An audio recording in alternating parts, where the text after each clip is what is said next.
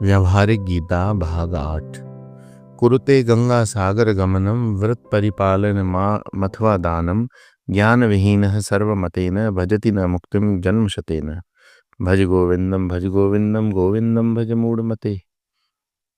चरपट पंजरी का 17वां श्लोक। केवल बाहर का आडंबर है और कुछ भी नहीं है। ईश्वर को ढूंढने का एक सरल उपाय ये, जब हम अपने इंद्रिय और मन वृत्तियों के गुलाम होते हैं तब हम जीव हैं। ये जीव सृष्टि है। जब हम इंद्रियों और मन की अपनी गुलामी में रखते हैं तब हमारे माध्यम से ऐश्वर्य प्रकट हो रहा है। यह ईश्वर की सृष्टि है। एक बार एक सच्चे बच्चे ने हमसे बहुत सुंदर प्रश्न पूछा, स्वामी जी आप कहते हैं भगवान हम सबके हृदय में है, हर एक के हृदय में तो दुख ही है और भगवान कितने दुखी होंगे। फिर उसने पूछा, स्वामी जी कैसे पता चले कि कोई कार्य हमारे हृदय में बैठे भगवान की इच्छा से हो रहा है या हमारी इच्छा से हो रहा है। हमने कहा बहुत सरल बात है। जब व्यक्ति को कुछ कुछ प्राप्त करने में खुशी होती है तब वह जीव है, जब देने में खुशी होती है तब वह ईश्वर है। इस प्रकार से अपने हृदय से जीव जगत और ईश्वर के बारे में भ्रांतियां निकाल दी। अब चौथी बात साधना के बारे में। आध्यात्मिक साधना का क्या तात्पर्य है?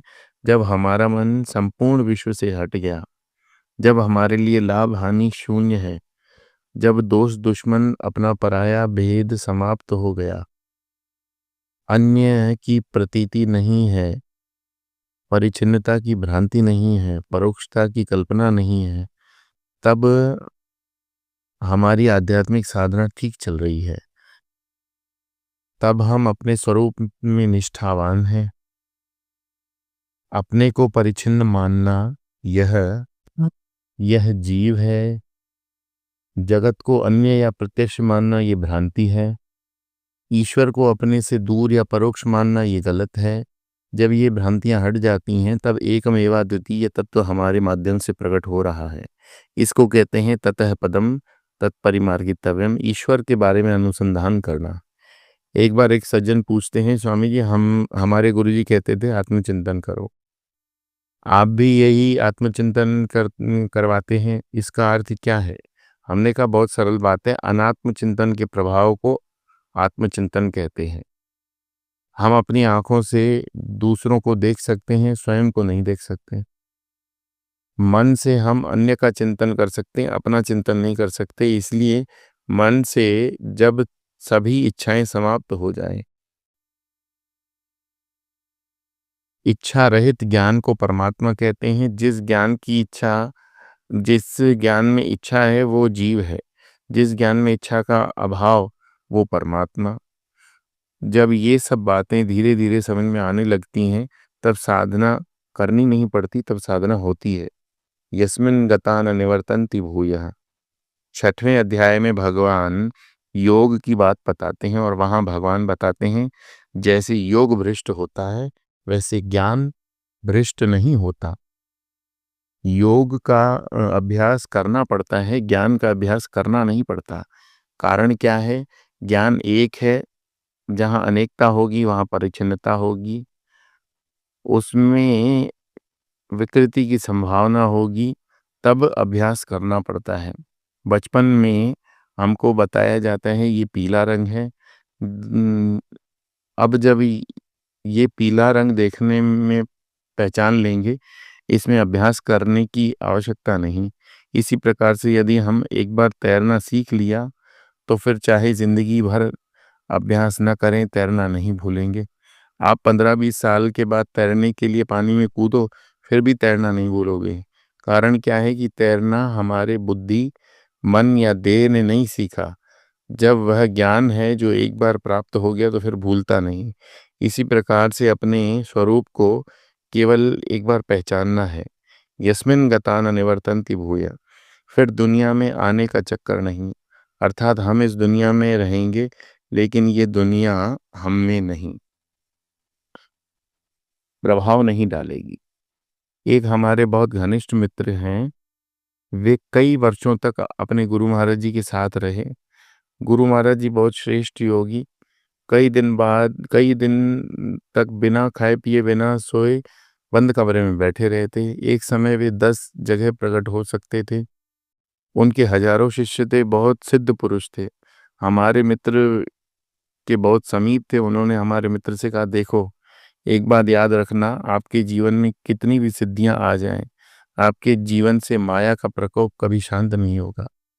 जब तक आप स्वयं को पहचानेंगे नहीं, स्वयं को पहचानने की प्रक्रिया चिंतन से होती है।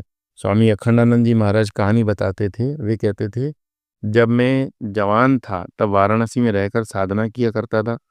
पता नहीं क्या हुआ, भगवान का नाम लेने से मेरा मन उचट गया। मैं एक महात्मा जी के पास गया, उनको अपनी समस्या बताई। उन्होंने कहा, मेरे पीछे बोलो, ओम राम जय जय राम। ओम राम जय जय राम। उन्होंने बोलना प्रारंभ किया, महाराज जी ने बोलना बंद कर दिया। उसके बाद 15 दिन तक उनका अखंड जप चलता रहा। जब उनके मन में संकल्प आया, अरे मैं भगवान का नाम अखंड ले सकता हूं, जैसे ही ये सर्व संकल्प,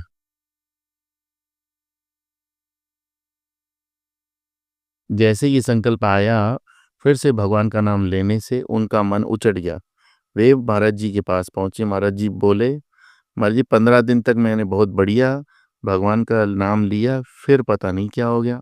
महाराज जी बोले, तुम नाम ले रहे हो, वो मेरे संकल्प से ले रहे थे। उधारी के पैसे से अमीरी नहीं आती। देखो, साधु संतों में ये क्षमता है कि वे जो चाहें हमसे करवा लें, लेकिन जीवन का लक्ष्य नहीं हो सकता। इसी प्रकार के लोग ध्यान करने के लिए परेशान होते हैं। कितनी देर ध्यान करोगे? आधा घंटा, 1 घंटा, 2 घंटा, इसके बाद क्या? इसके लिए ध्यान करना नहीं है, ध्यान में जीना। भगवान ने भगवत गीता में द्वितीय अध्याय में स्थित प्रज्ञ के लक्षणों में यही बताया है कि जीवन मुक्त पुरुष कैसा जीता है। उसके लिए समझदारी की आवश्यकता होती है। प्रजहाति यदा कामान सर्वान पार्थ मनोगतान आत्मन्येवात्मना तुष्ट स्थित प्रज्ञस्तदोच्यते। दूसरा अध्याय 55 श्लोक।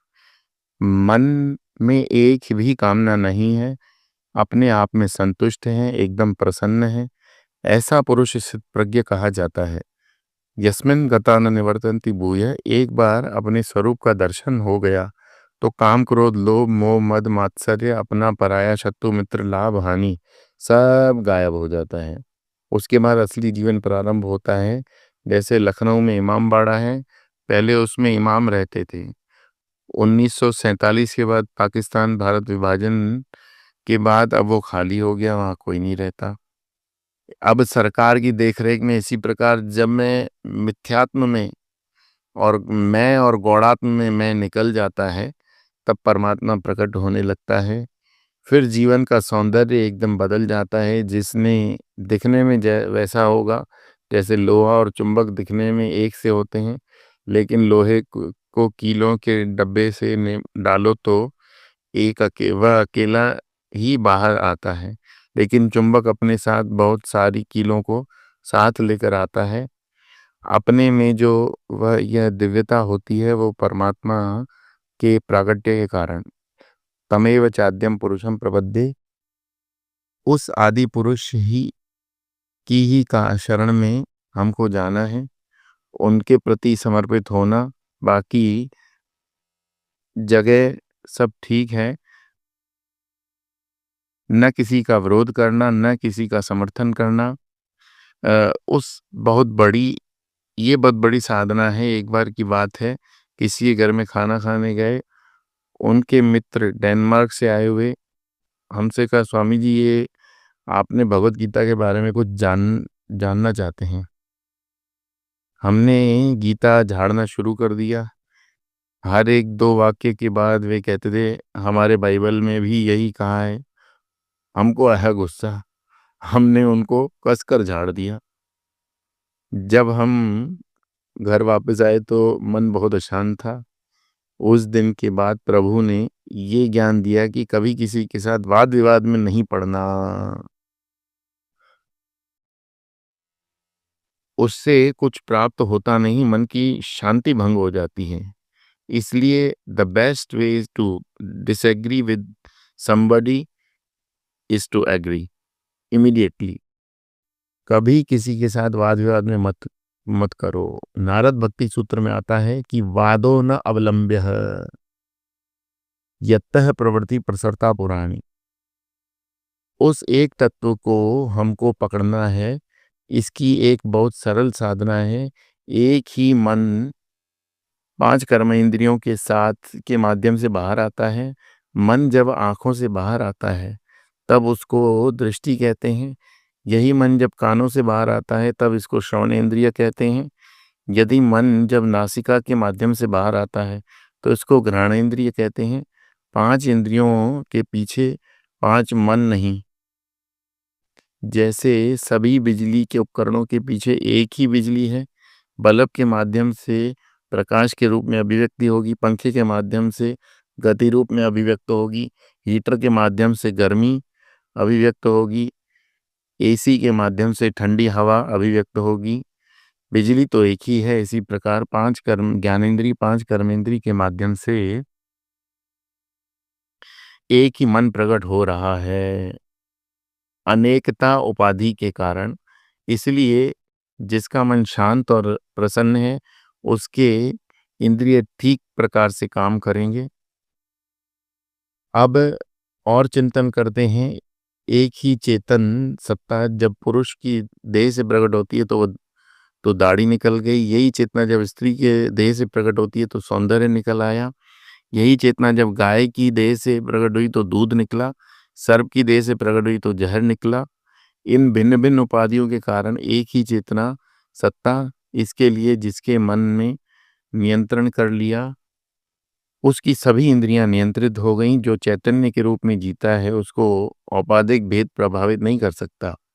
जैसे हमारा मन हमारी इंद्रियों के भेद भाव में नहीं रहता करता, उसके लिए आँखें, कान, हाथ, पैर सबके लिए समत्व स्वाभाविक है। इसी प्रकार से जो चैतन्य में जी रहा है उसकी समत्व की उपलब्धि बनावटी नहीं है, स्वाभाविक है। उसके लिए भेद भाव समाप्त हो जाता है। इसको कहते हैं आध्यात्मिक चिंतन। जब मन ऐसी स्थिति में पहुंच जाता है तो दुनिया हमको परेशान नहीं करती। मन में दुनिया के विचार नहीं आएंगे। मन एकदम शांत है। ऐसा मन बिना प्रयत्न के ही एकाग्र हो जाता है। जब हम मन से परे चेतन सत्ता में चले जाते हैं तो चेतन सत्ता की दृष्टि से मन और दुनिया का कोई अस्तित्व नहीं। जैसे पानी की दृष्टि से समुद्र और लहरों दोनों का अभाव है। यस्मिन गता न निवर्तन्ति भूयः। बस एक ही बार हमको अपने इस चैतन्य स्वरूप को समझना और पहचानना, इसके लिए दुनिया से उपरत हो जाना बहुत सरल बात है। जिसको पकड़ नहीं सकते वो संसार है, जिसका त्याग नहीं हो सकता वो परमात्मा है। साधना क्या करनी है? जिसका जिसका त्याग कर सकते हो करते जाओ। सबसे पहले जगत की वस्तुओं का त्याग कर दिया, फिर इंद्रियों का त्याग कर दिया, मन का त्याग कर दिया, बुद्धि का त्याग कर दिया, कर्तृत्व अभिमान का त्याग कर दिया, देहात्म भाव का त्याग कर दिया, जागृत स्वप्न सुषुप्ति और समाधि का त्याग कर दिया। इस प्रकार त्याग करते करते एक ऐसी अवस्था में पहुंच गए जहां त्याग करने वाला भी गायब हो गया। ये हम रोज करते हैं लेकिन पहचानते नहीं। जब सोने जाते हैं तब सभी बत्ती बंद कर दी, बिस्तर में चले गए तो पहले दुनिया का त्याग कर दिया, फिर मुझे सोना है ये जप चलने लगा। जब इस संकल्प का भी त्याग कर दिया तो कब खर्राटे शुरू हो गए पता नहीं चलता। इसी प्रकार से हमने जो दुनिया को पकड़ रखा है उसको धीरे धीरे छोड़ देना। यत्तः प्रवृत्ति प्रसृता पुराणी। उसी परमात्मा से यह संपूर्ण जगत प्रकट हो रहा है। जैसे लहरें प्रकट होती हैं, फुदकती और नाचती हैं, खेलती हैं और फिर समुद्र में विलीन हो जाती हैं। उसी प्रकार से जब हम नींद से उठते हैं, तब सबसे पहले अपने होने का भान होता है, फिर समय का भान होता है, कितना बजा, फिर तीसरी बात हम कहाँ हैं। उसके बाद दिनचर्या प्रारंभ होती है। जब सोते हैं तो सब कुछ लपेट लिया, मैं गायब हो गया, हम नींद में चले गए। ये अखंड चल रहा है कि इसमें कोई नई बात नहीं। इस परमात्म तत्व को जब हम पहचानेंगे तो न हमको जन्म की परेशानी है, न मृत्यु का डर। इसके लिए हमें साधना क्या करनी है, भगवान आगे श्लोक में बताते हैं।